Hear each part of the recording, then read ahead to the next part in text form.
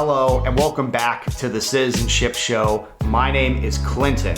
Today, we're talking all about politics and sports, how they're the same, how they're different, and I'm going to be putting an argument forward that though there's a lot of similarities between the two, we really shouldn't be looking at politics as competition.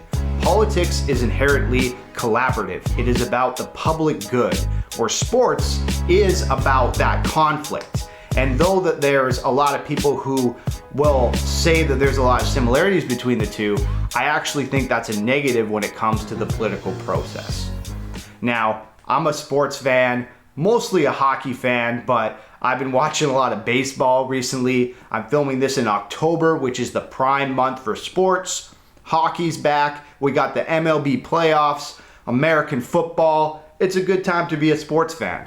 So I thought this would be a really good opportunity to have this discussion. I'm just here in the home studio. This is going to be kind of a rant kind of video. So sit back, get your drink, and let's talk about sports and politics.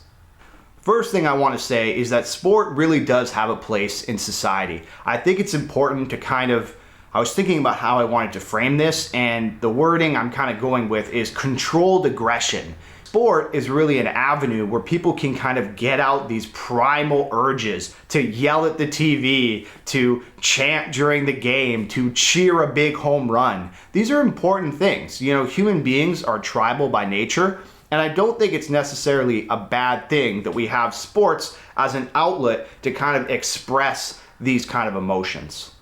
I've definitely been known to scream at the TV from time to time, to, cheer at a crowd. I think one of the coolest things that you can witness is to go check out live sports, whether that be a hockey game or a baseball stadium. It's fun to be around fans or rivals and to kind of get out, get loud, and be a part of a tribe. I think it's really an intrinsic human quality to want to belong to a team, and that's not necessarily a bad thing, and sport is a really good outlet for those kind of emotions. Politics is equally as emotional, but I think that's actually a detriment to it. And when we look at politics through a lens of us versus them, I think that's when things go south pretty quickly. Sport, at the end of the day, this is the big fun about sports. We can get so emotional about it. Whether it's a regular season game or a playoff game, emotions are high, fan bases are charged up, and you want your team to win. This is very similar in politics. The big difference is, and we have to remind ourselves this as sports fans, it is just a game. It could be a good example to you, boy. Knocking you out, my boy will be like, that's my dad, that's my dad. Why are you mad? Why are you mad? A dick knocker. Over a game? Over a game? Because you guys are running your gators. Shut the f up. Over a game? Shut up. You're wearing your grandpa's glasses. Shut the f up. Over a game? Quit brushing me off. I'll beat you. He is mad over a hockey game, bro. That is crazy.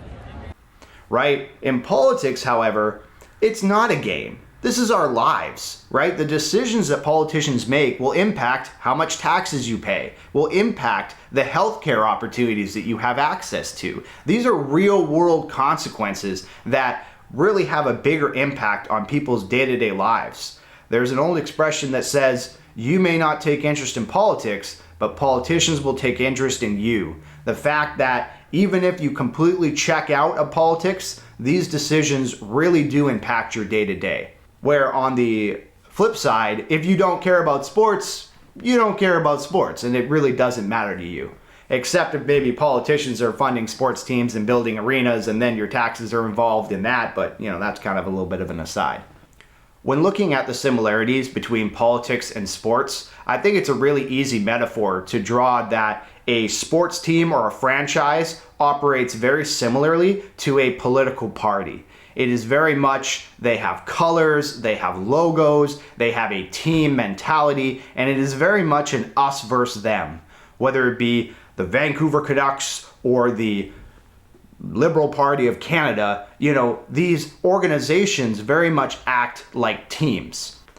You'll hear when it's election time that it's a race. We even use this kind of terminology, right? When you're running for politics and you are campaigning, it is known as a race, and it is very competitive, just like sports. And just like sports, in our first past the post system, it only takes 1 or 2 votes to win the election, right? Any sports fan knows that the score really doesn't matter. As long as it's, you have more points than the other team, you're going to win the game. It doesn't really matter if the final score is 1-0 or 47-23. The person with the most votes wins. And in sports, that's completely okay. In politics, though, a lot of people take issue with our first past the post system.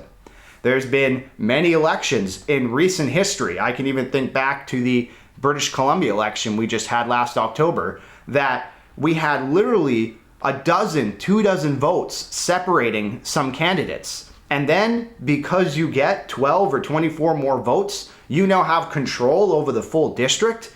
That doesn't really seem fair. Let's talk about this idea of fairness. Sports has an interesting approach to this idea of fairness because, one, they have referees, and we could talk a lot about refs and if they're actually, legitimate or stuff, but let's just talk on a theoretical basis that all refs are objectives and they never get anything wrong.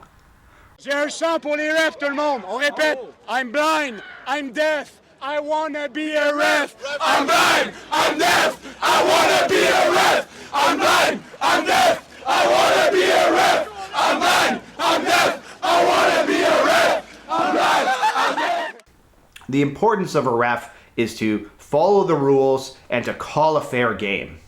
The big difference in the political realm is that the politicians kind of act as the refs and the players. A politician, when elected, can actually change and manipulate the rules to make it easier for them to get reelected.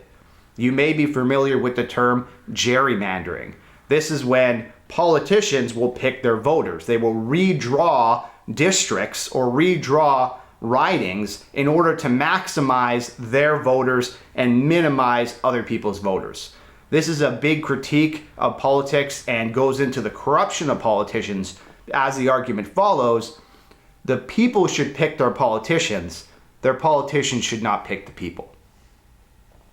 So where sport has referees as kind of this third party, the political realm, the politician is both the player and the ref, and that's pretty problematic, in my opinion.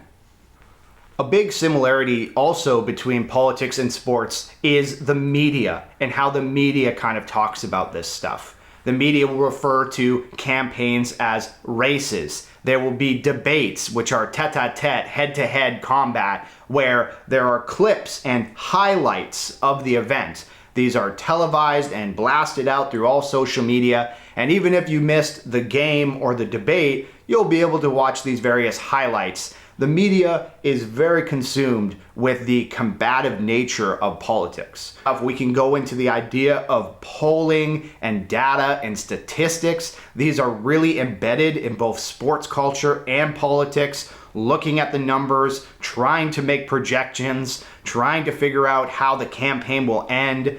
This is the whole culture around talking about media and sports has a lot of similarities in it. Look at that, lead by 22 points. So the bottom line is this: at this particular point, the ball may be on the ground, but the Democrats have not picked up the ball and running with it. If anything, at this particular point, it's the Republicans who are running with the ball on the top issues, the economy, immigration, and crime. This is the core part of my argument. The purpose of sport is entertainment. It's best on best, right? We want to see the best compete and play. We want to see plays. We want to see hits. We want to get excited about this stuff, right? It's entertainment at the end of the day. Politics, though the media tries to emphasize the entertainment aspect of it, the purpose of politics, in my opinion, is good governance, is to serve the people. And the big problem with viewing politics as combative instead of collaborative is that one group usually gets the short end of the stick and the other group usually benefits at the expense of the other. This is a big problem. Politics is collaborative, should be collaborative, and not competitive. And maybe a lot of you down in the comments may disagree with that. Let me know your thoughts as always, but I really struggle with this myself. I think, and this is where I usually and have argued time and time again on this channel, for the use of independent candidates. I think this whole political party, red versus blue system is bad for the voter and it's bad for the citizen. If your team loses in a game, again, there's always next year, there's always another game. But if people are using partisan politics to disadvantage a certain group, whatever that group may be, that's negative for society as a whole. The purpose of politics is to help as many people as we can, not to prop up one interest group over another. We should all be on the same team. I would even argue that it's not really about Canada or British Columbia or anything like that. We should all be identifying as human beings, team human. Especially in the 21st century, we really do have to have a global approach. That's just the lens that I look at politics through. But the idea is that we really have to shift away from this team, tribal, us versus them mentality. It's not good for the voter, it's not good for the citizen, and it's not good for society as a whole.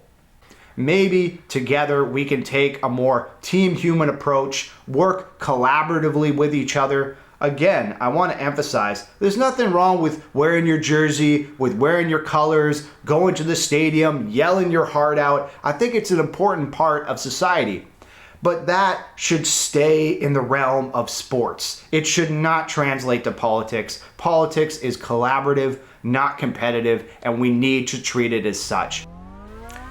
All right, guys. Well, I hope you guys enjoy October. I hope you enjoy watching some games. Even if you're not super into sports culture, I hope this video was informative for you guys. Just wanted to do a quick one from the home studio here. Again, my name is Citi-Zen Clinton. We like to talk about politics, not really following the news, but some of this kind of high-level stuff. And I hope you got a little bit of information comparing politics to sports and how it's not really all that useful. Thank you for listening, and I will see you in the next video.